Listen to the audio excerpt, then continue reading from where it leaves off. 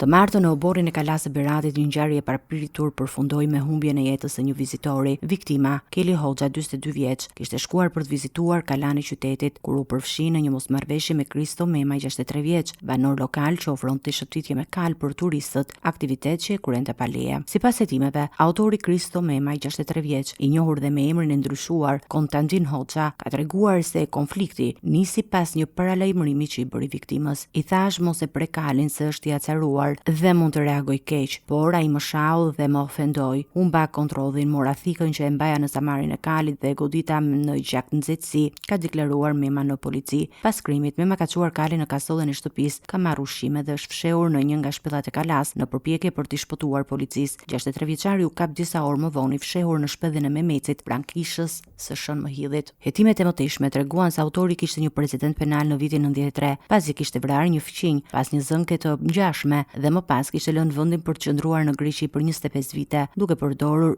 identitet të ndryshuar. Policia e Beratit ka sekuestruar armën e përdorur në krim dhe po vazhdon hetimet për të përcaktuar të gjitha përgjegjësitë ligjore të autorit. Rasti nxjerr në parë rëndësinë e mbikëqyrjes së aktiviteteve turistike brenda monumenteve historike dhe nevojën për masa mbrojtëse për vizitorët.